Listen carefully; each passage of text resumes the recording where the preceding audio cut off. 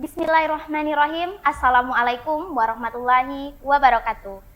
Marhaban ya Ramadan. Selamat datang di podcast Syiar Ramadan, menguatkan ibadah, menggerakkan dakwah.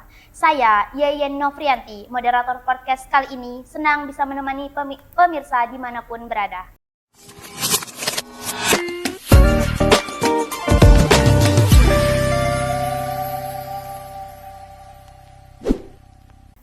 Hari ini kita akan membahas topik yang sangat penting dan menarik, yaitu Lazismu Bengkulu, dengan tema Target Sembako 1447 Hijriah.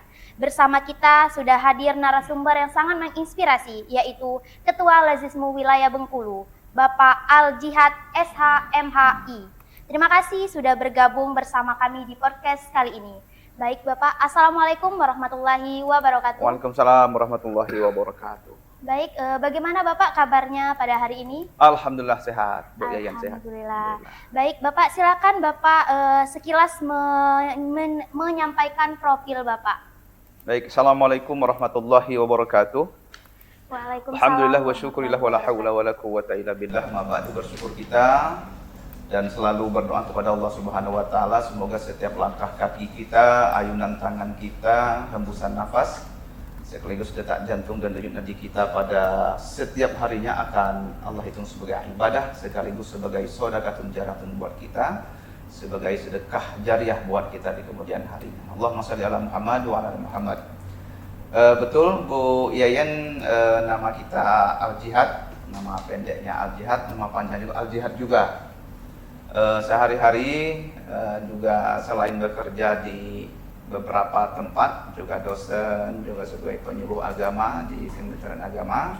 Sehari-hari juga kita disibukkan dengan memajukan lembaga amil zakat Lazismu Wilayah Bengkulu, salah satu lembaga Muhammadiyah yang sangat kita cintai, dan insya Allah ke depan Lazismu ini di bawah kepemimpinan kita, kalaupun tidak terlalu drastis perubahannya, tapi paling tidak ada perubahan sedikit lah untuk kemudian harinya. Selanjutnya Lazismu Bengkulu kita baru dilantik per 1 Juni 2025. Berarti sekarang sekitar 8 bulan ya. Baru 8 menuju 9 bulan untuk membersamai Lazismu Bengkulu. Saya asli dari Bengkulu Utara, Putri Hijau. Bahasa sehari-hari kita bahasa Pekal. Istri saya orang Serawai, orang Jenggalu, dan kita sekarang tinggal di Simpang Kandis, Sumberjaya, Kecamatan Kalapupayu. Jadi kalau mau main pasar TPI, Bulu Dia, Batoto, dan teman-teman lainnya, itu boleh mampir tempat kita di depan Masjid Baitul Ma'mur Simpang Kandis, boleh. Baik, mungkin itu sekilas profil dari narasumber kita pada pagi hari ini. Baik, Bapak, kita langsung saja. Di sini kita mengambil tema tentang target sembako 1447 Hijriah. Sebelumnya kan di bulan Ramadan ini identik dengan zakat, infak, dan sedekah, atau yang biasa kita kenal di sini lazismu ya, Pak? Iya, ada juga fidyah itu. Fidyah, nazar ada juga itu. Ya, di mana apakah Lazismu Bengkulu punya program khusus di bulan suci Ramadan pada 1447 Hijriah ini? Misalnya pada paket sembako atau ada yang lain? Oh ya, program pertama kita banyak program Ramadan. Pertama program untuk program penghimpunan dan juga ada program pendistribusian. Nah, program penghimpunan ini dalam bahasa zakatnya kita fundraising zakat. Jadi tahun ini perdana tahun ini Mbak Yayen. Jadi kita merekrut 3 relawan Lazismu untuk mengumpulkan dana zakat mal, zakat fitrah. Setelah itu juga infak, sedekah, fidyah, termasuk juga nazar. Mungkin juga ada yang mau bayar kafarat, dan itu tetap kita layani di Lazismu Wilayah Bengkulu. Dan selanjutnya juga itu program penghimpunan ZIS ini itu kita kasih target di 3 relawan itu, dan juga nanti ketika dana zakatnya sudah terkumpul kita ada program pendistribusian zakat, infak, dan sedekah termasuk zakat fitrah itu. Nah, kedepannya progres kita kedepannya zakat ini ketika kita kumpulkan ada beberapa program untuk pendistribusian itu. Yang pertama ada untuk paket sembako. Nah, paket sembako ini kita targetkan satu paket itu di nominal harganya berkisar dari Rp150.000 sampai Rp200.000 per paketnya. Nah, paket-paket ini nanti kita berikan kepada orang-orang yang berhak menerimanya. Tentu tentang zakat ini telah Allah tentukan. Itu bedanya Mbak Yayen, beda zakat, infak dan sedekah itu. Jadi kalau zakat itu dalam Undang-Undang 23 2011 dan peraturan pemerintah nomor 14 2014 itu diartikan bahwa zakat itu harta yang wajib dikeluarkan oleh seorang muslim atau badan usaha. Jadi untuk dikeluarkan dan diberikan kepada orang yang berhak menerimanya. Tapi kalau dia di luar zakat, misalnya sedekah misalnya. Nah, sedekah itu negara kita mengartikan bahwa harta dan non harta. Jadi harta atau non harta yang dikeluarkan oleh seorang muslim untuk kemaslahatan umum. Nah, jadi zakat itu telah Allah tentukan siapa membayarnya, siapa penerimanya, siapa pengelolanya, kapan bayarnya, berapa jumlahnya, dan siapa menerimanya Allah tentukan. Nah, paket-paket ini nanti sesuai dengan firman Allah Subhanahu wa taala dalam Al-Qur'an itu surat At-Taubah ayat 60 itu, Bismillahirrahmanirrahim, innamas shadaqatu lil fuqara wal masakin wal amilin wal muallafati qulubuhum wa fir riqab dan seterusnya. Jadi pertama wal masakin, fakir dan miskin, lil fuqara wal masakin. Nanti paket sembako ini kita berikan kepada yang pertama kepada lil fuqara. Nah, lil fuqara itu adalah orang-orang yang miskin. Nah, siapa orang-orang fakir atau lil fuqara ini? Undang-undang kita, negara kita mengartikan bahwa lil fuqara itu adalah orang-orang yang dari segi umur dia tidak produktif, Mbak Yayan. Jadi umurnya sudah pensiun dan tidak sanggup bekerja. Mereka ini tidak punya penghasilan, mereka ini tidak punya pekerjaan. Maka dalam agama kita disebut dengan lil fuqara. Maka orang-orang seperti ini nanti yang berhak menerima zakat atau paket-paket seperti ini. Yang kedua wal masakin. Wal masakin ini adalah kalau dalam diartikan oleh negara kita dari segi umur, kalau wal masakin atau miskin ini dia masih produktif. Nah, seperti Pak Toto, Bu Lydia, dan teman-teman lainnya. Nah, umurnya masih produktif. Nah, mereka ini tidak bisa dikatakan lil fuqara, dia harus wal masakin kalau ekonominya belum mencukupi. Nah, orang-orang seperti ini dari segi umur masih produktif, punya pekerjaan tapi tidak tetap, punya penghasilan tapi tidak mencukupi. Nah, teman-teman seperti ini yang harus kita bantu dan kita berikan haknya. Yang kedua wal muallafati qulubuhum. Itu orang-orang di luar Islam yang baru masuk Islam, kira-kira bahasa seperti itu. Tapi kadang memang banyak orang yang menyalahartikan bahwa orang-orang yang baru masuk Islam itu kadang-kadang sudah 10 tahun masuk Islamnya tahun 1983 Pak Toto. Sekarang 2026 masih dikatakan mu'alaf, itu tidak mu'alaf lagi. Jadi dalam undang-undang itu disebutkan bahwa yang disebut mu'alaf itu dia selama setahun. Nah, kenapa diberikan zakat kepada teman-teman seperti ini? Dikhawatirkan kalau mereka ini tidak kita perhatikan, kita khawatir mereka ini kembali lagi kepada agama semula. Nah, itu mengapanya saudara-saudara kita yang mu'alaf ini kita berikan zakat seperti ini. Dan banyak wal mu'allafati wa fir riqab wal gharimin wa fi silah wa misabil, banyak yang orang menerimanya. Nah, setelah paket sembako ini kita punya target. Di paket sembako ini karena kita punya wilayah ini kita punya target 500 paket sembako untuk wilayah. Nah, untuk daerah-daerah kami konfirmasi ya kita berikan tanggung jawab per wilayah itu 100 sampai 150 paket sembako per wilayah, per kabupaten kota.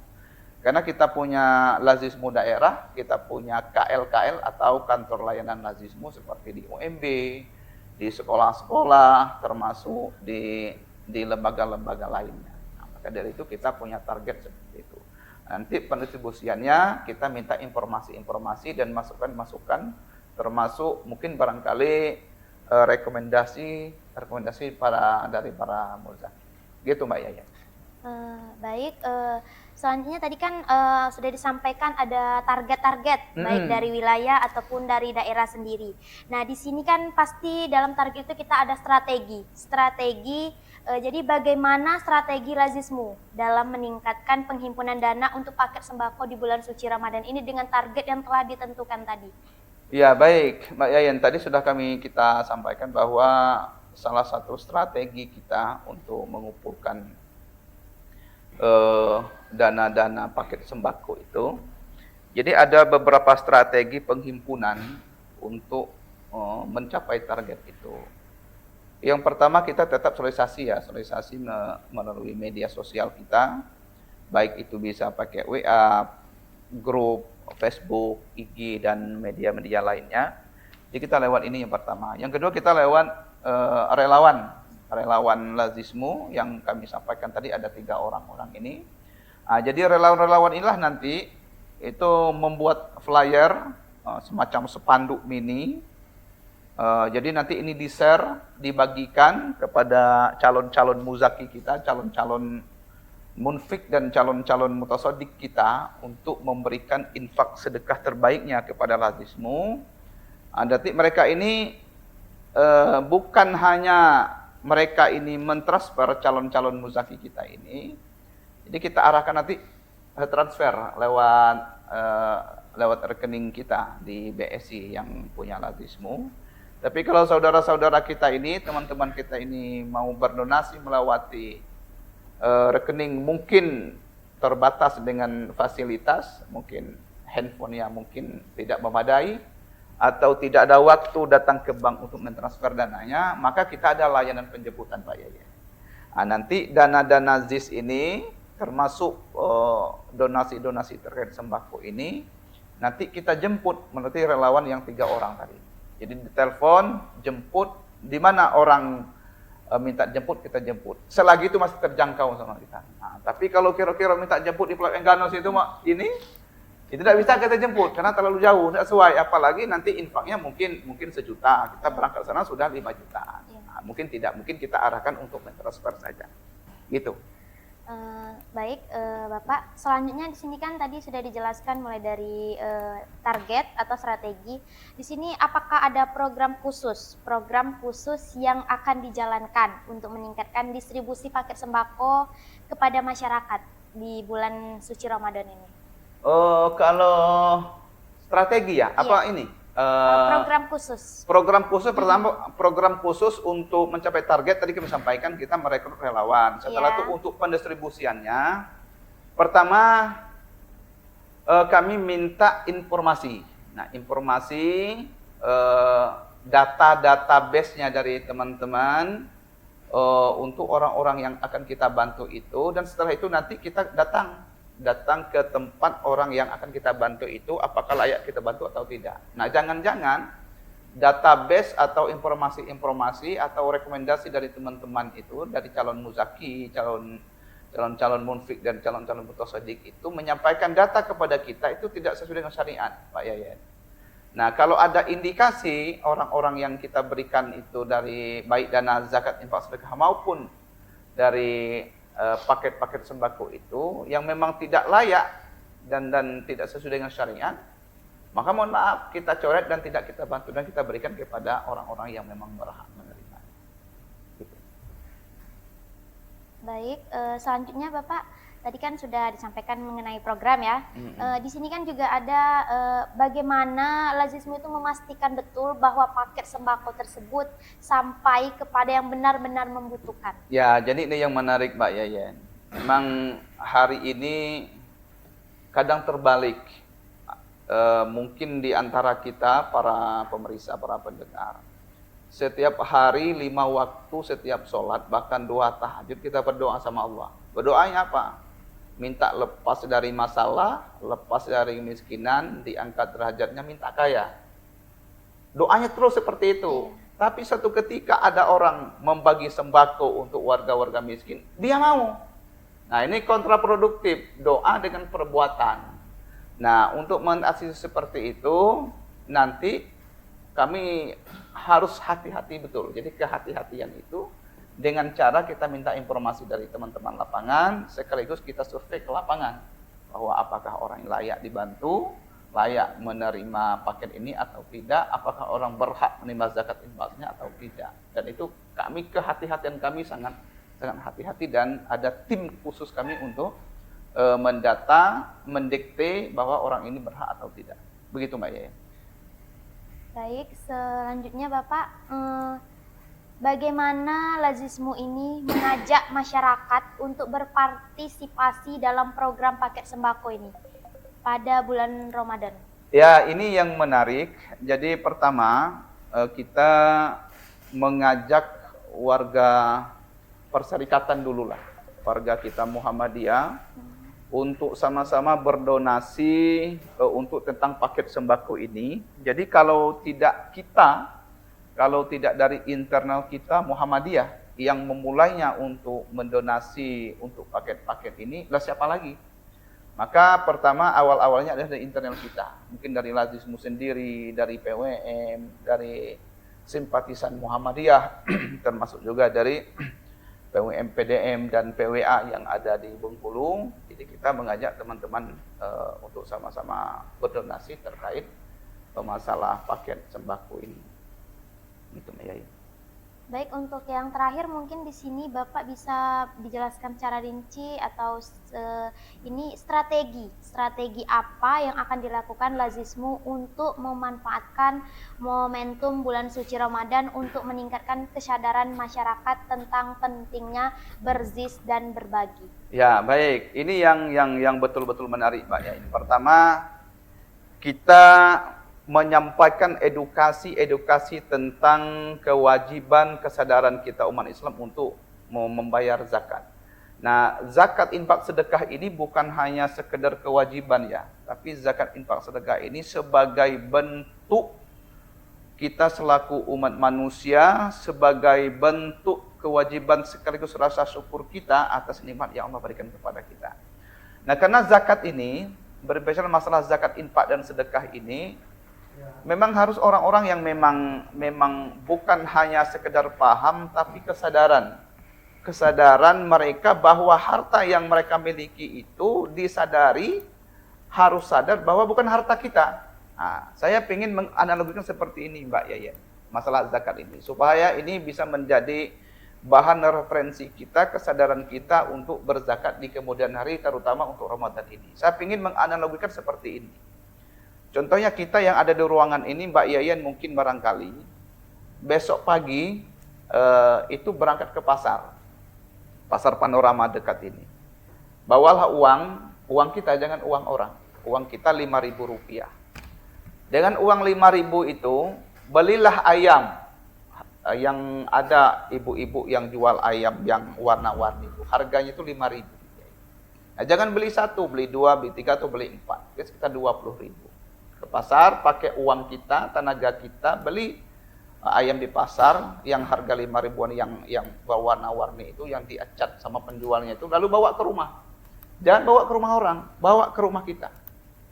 Bawa ke rumah kita, kita kasih makan, lalu kita kasih kandangnya, kita rawat, dia di rumah kita. Setahun kemudian, ayam yang hari ini kita beli, setahun kemudian itu Mbak Yayan, tentu ayamnya besar.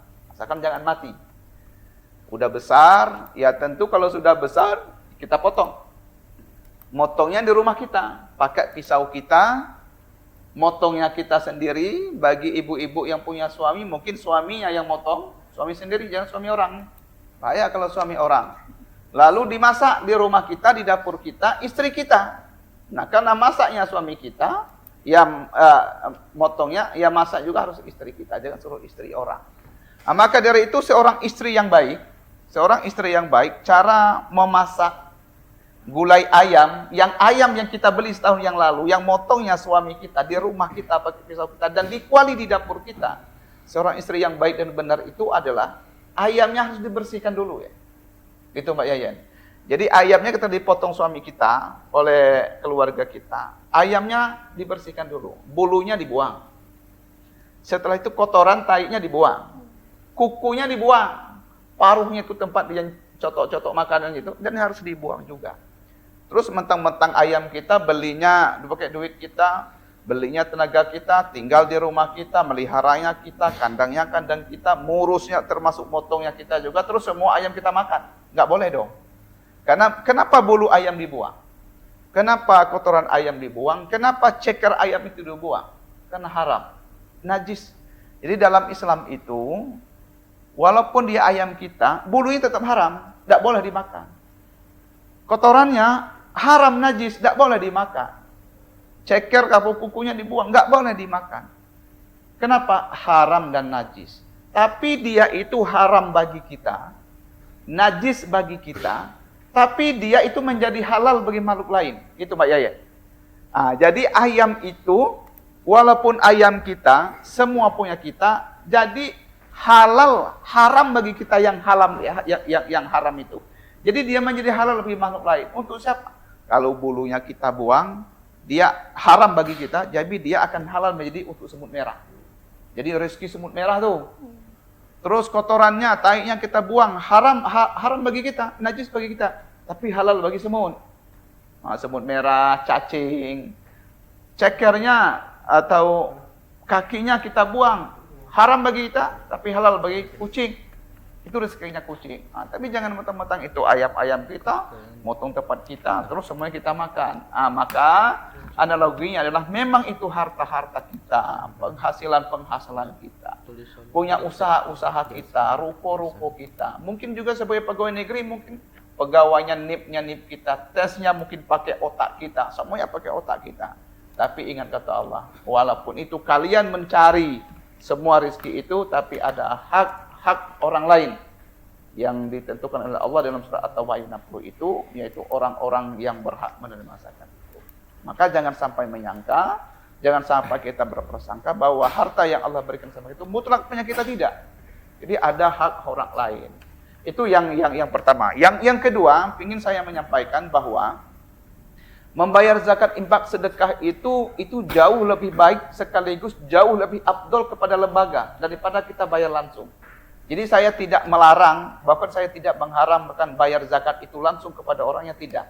Tapi kalau kita bayar zakat langsung kepada orangnya, ada asnaf-asnaf lain yang terzalimi yang tidak dapat jatahnya. Jadi kalau kita bayar zakat langsung kepada kaum fakir saja, jadi orang miskin, mu'allaf, gharib, dan lainnya masih yang lainnya. Kami mengajak bahwa bayar zakat, zis, infak, sedekah itu jauh lebih baik dan jauh lebih mulia, jauh lebih afdol itu kepada lembaga. Mengapa? Nah ini pertanyaan, mengapa ke lembaga?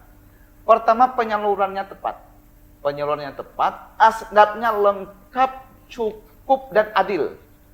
Nah, kenapa saya melarang sekaligus kurang bagus kepada membayar zakat sendiri? Nah, saya ingin mencontohnya gini, yang terakhir Mbak Yaya, yang terakhir. Kalau kita bayar zakat langsung kepada orangnya, kita khawatir itu ada timbul sifat riya dalam hidup kita. Nah, riya itu kata Imam Al-Ghazali dalam bukunya, dalam beberapa kitab disebutkan penyakit riya dalam hidup kita itu seperti seekor semut kecil warna hitam, lalu berjalan di atas batu kecil warna hitam, lalu dilihat pada malam hari. Apakah nampak semutnya? Tentu tidak nampak. Apakah ada semutnya? Ada. Nah, maka itulah riya dalam hidup kita. Jadi kalau kita bayar langsung zakat kepada orang lain, mungkin hari itu kita tidak riya. Tapi suatu saat orang yang kita bantu itu berhasil dari segi ekonominya, lalu 10 tahun kemudian dia berbicara sama orang lain, oh Ibu Syani kok bisa kaya, gimana ceritanya? Lalu dia cerita, oh saya bisa kaya seperti ini, bisa bagus seperti ekonomi saya ini. Dulu ada ibu-ibu namanya Mbak Yayen, itu berzakat sama saya 100 juta, lalu saya bisa kaya. Suatu saat kalimat itu terdengar sama keluarga Mbak Yayen, maka secara spontanitas timbullah sifat riya kita, wujud membanggakan hati. Dulu memang ikhlas, ridho, tapi ketika itu dia bisa kaya, anaknya bisa sarjana, anaknya bisa bekerja di bank, jadi perusahaan, menjadi pegawai negeri, lalu timbullah penyakit riya dalam kita itu. Maka kata Allah, dalam 1-2 detik itulah amal kebaikan zakat, infak, sedekah dulu yang kita bayarkan hilang. sejenak, hilang secara spontanitas. Mengapa? Karena ada sifat riya dalam hidup kita itu, ada sifat riya dalam hati kita itu yang pernah kita berzakat pada saat itu. Maka untuk melepas dari sifat itu kita bayar kepada lembaga. Kalau kita bayar lembaga kita nggak tahu dana itu diberikan kepada siapa. Kita nggak mau tahu itu. Yang penting kita berzakat dah, kita berinfak sedekah dah. Yang penting di mana orang menyalurkannya itu apa kepada fakir, kepada miskin, bukan urusan kita lagi. Itu kepada urusan lembaga. Kita sudah lepas dari penyakit riya. Kita sudah lepas dari penyakit ujub, membanggakan diri itu, kita sudah lepas, kewajiban kita lepas, pahala kita dapat, dan insya Allah kematian kita, kematian husnul khatimah. Begitu Mbak Yaya. Baik, mungkin inilah podcast syiar kita Ramadan kali ini dengan mengusung tema menguatkan ibadah, menggerakkan dakwah bersama Ketua Lazismu Wilayah Bengkulu dengan topik yang sangat menarik yaitu target sembako 1447 Hijriah. Mungkin Bapak terakhir di sini ada pesan yang ingin disampaikan sebelum kita tutup podcast kali ini sebagai Ketua Lazismu Wilayah Bengkulu di bulan yang bulan suci Ramadan ini, mungkin ada pesan yang ingin disampaikan. Ya baik, untuk pesan tapi bukan pesan terakhir Mbak Yaya. Iya. Nah, tapi ada pesan-pesan terutama buat diri saya pribadi sekaligus teman-teman kita warga Perserikatan Muhammadiyah. Yang pertama, bahwa saya ingin menyampaikan bahwa untuk memajukan suatu organisasi, untuk menghidupkan suatu organisasi itu bukan orang lain untuk memajukan itu, termasuk keluarga. Di keluarga kita, kalau ingin keluarga kita bahagia, sakinah, mawaddah, warahmah itu, jadi bukan dari keluarga lain untuk menciptakan kita bahagia itu, tapi diri dari kita masing-masing.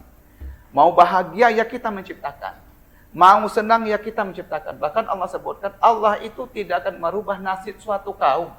Jadi kira-kira bahasa lain, Allah tidak akan merubah nasib suatu lembaga, Allah tidak akan mengubah nasib suatu seseorang, kecuali orang itu sendiri yang merubahnya. Lembaga seperti itu juga. Allah tidak akan merubah nasib suatu lembaga, kecuali lembaga itu sendiri yang merubahnya.